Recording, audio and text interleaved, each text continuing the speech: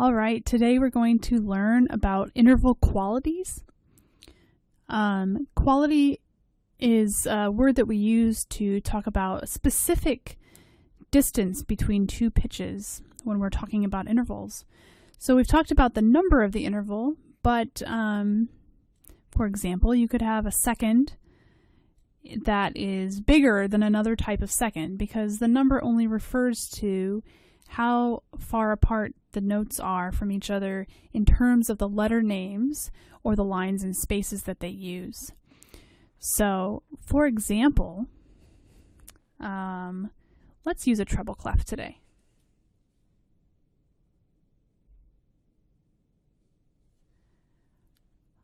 I'm going to write two intervals, and we're going to look at how they're different.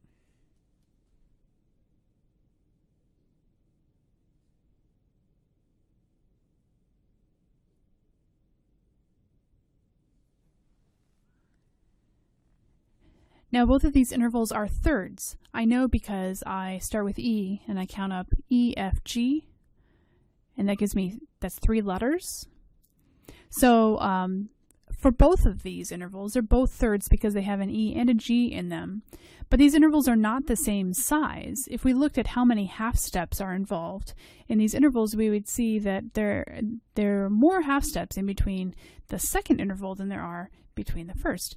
Because when you put a sharp on the G sharp, that makes that interval bigger because we've raised the top note to become bigger. So now since we can say that these are both thirds, but that doesn't tell us exactly how big they are, it doesn't tell us what type of third. So when we talk about quality, we're talking about the type of third or the type of fifth, the exact specific distance between the two pitches. So there are several words that we use to define, to denote different qualities, and we're going to talk about 2 of those in this video. We're going to talk first about major intervals, and then we're going to talk about minor intervals. So major intervals directly relate to the major scale, which is excellent because you already know how that works. So let's go ahead and we'll stick with E for today. Let's do an E major scale. I'm just going to write that scale out. You can go ahead and practice with me if you have some staff paper. It's always good to practice that. You might remember that E major has 4 sharps in it. So I'm going to speed up the writing of my scale by remembering that there will be a sharp on F, C, G, and D. So as I write my scale, instead of thinking of the pattern of whole and half steps, I'll go ahead and just write sharps on those notes.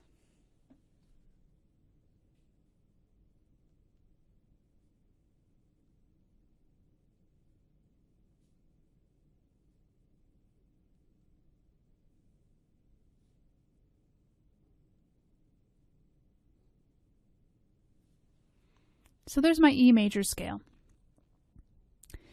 Now, there are 4 numbers of intervals that can be major intervals. A 2, a 3, a 6, and a 7. The other numbers cannot be major. They are classified in a different category. So if you have a 1, a 4, a 5, or an 8, those are going to be different types. They can never be major and they can never be minor. They're in a different category. So 2, 3, 6, and 7, you can have a major or minor second, you could have a major or minor third, a major or minor sixth, or a major or minor seventh. And so that's how this is going to work here.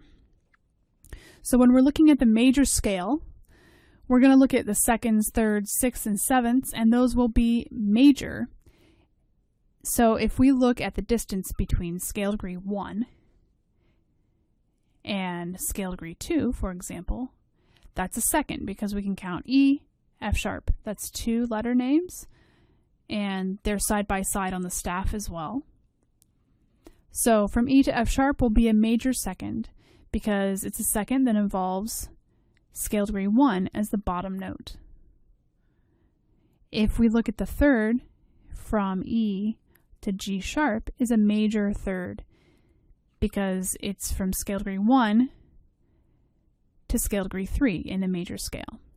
If we go from scale degree 1 to scale degree 6 in a major scale, that's a major sixth. So from E to C sharp is a major sixth. And same with a seventh. If you go from E to D sharp to scale degree 7, that is a major seventh. So we could label them like this.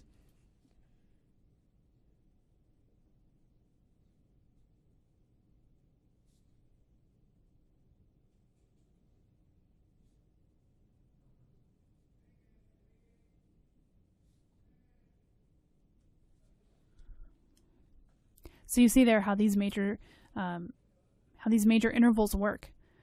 Now notice you can't just take any two notes from the E major scale and call them major intervals. It has to involve scale degree 1. So scale degree 1 always has to be the bottom note of these major intervals. Okay, so that's the basic idea of how major intervals work. So if I have an interval like this,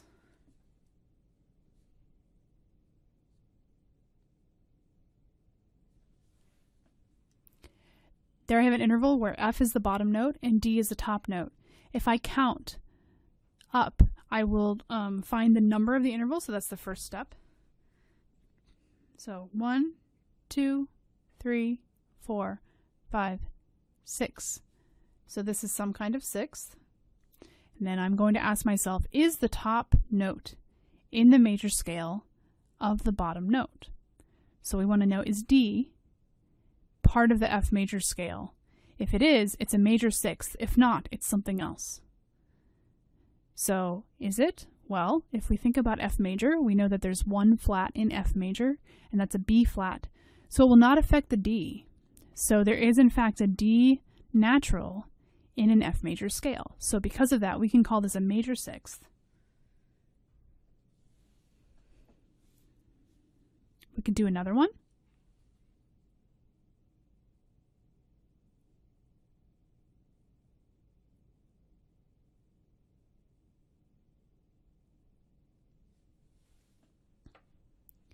So here we have a D to a B sharp.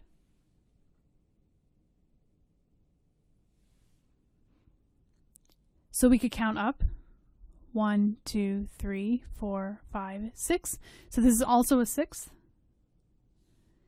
So then we're going to ask ourselves, is the top note in the major scale of the bottom note? Do we have a B sharp in D major? Well, I know that D major is a sharp key, and it has two sharps. It's going to have F sharp and C sharp. So B sharp is not in the major scale of D. Therefore, this is not a major sixth.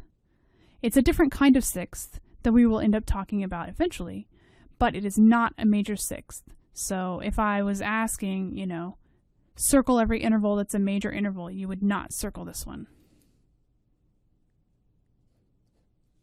This is not a major sixth because the top note is not in the major scale of the bottom note.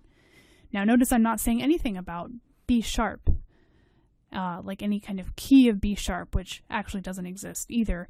But I can't think about that because it's not the bottom note. I'm only concerned about the bottom note.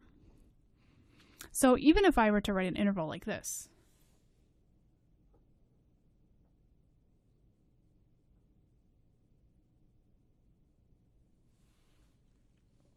here I wrote an interval that's going down. This is a descending interval. But the space between the notes is still the same. The space from A going down to G is the exact same as the space going from G up to A. So I can still think about it in the same terms. I don't have to think about it really going down. I'm just concerned about which note is on the bottom.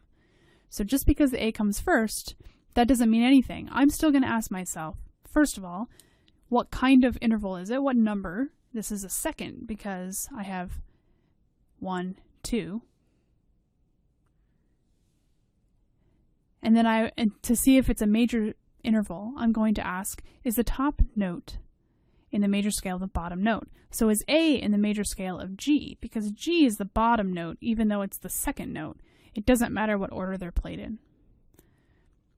So is A in the major scale of G? Well, I know that G has one sharp. It's F sharp. A is not sharp or flat in the key of G major, so therefore, this is a major second. Okay, so that's how major intervals work. We can also write major intervals using the same principles.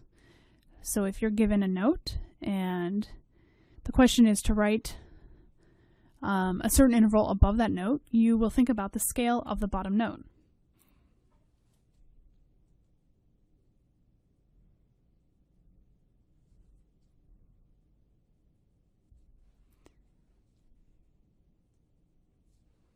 If I'm to write a major third above C, I'm first going to just write a third above C. So if I count up C, D, E, E is my third above. So that's a third. And then I'm going to say, okay, to make it a major third, I know that the top note has to be in the major scale of the bottom note. My bottom note here is C. My top note is E. Is E in the major scale of C? Well, in C major, I have no sharps and flats, so therefore an E natural will fit into the key of C major. So yes, this is a major third. I don't have to do anything to change it. It's already good. Awesome. Okay, let's do another one.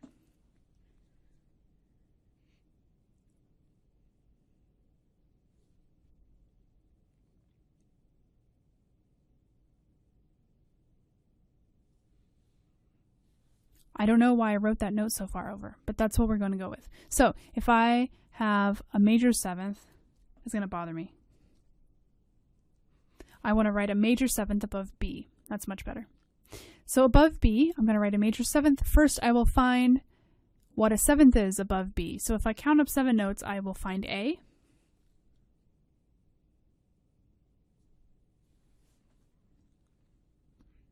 So now I'm going to ask, what kind of A is in the major scale of B? Well, I know B has 5 sharps in the key signature. F sharp, C sharp, G sharp, D sharp, A sharp. Aha! A sharp is one of my sharps. So A natural is not in the major scale of B, but A sharp is. So I need to make this an A sharp. Now I have a major seventh because the top note is in the major scale of the bottom note. And I can check my work by saying, okay, am I sure that there's an A sharp in the key of B major? And I can think back through that and say, yeah, I am sure. I know for a fact that that's how that works. So this is how we will write and identify major intervals. Remember, they can only be seconds, thirds, sixths, and sevenths. And you can write them and identify them using the same principle. The top note has to be in the major scale of the bottom note. Not the first or second note, but the bottom note, whichever one is lower. All right, that's major intervals for you.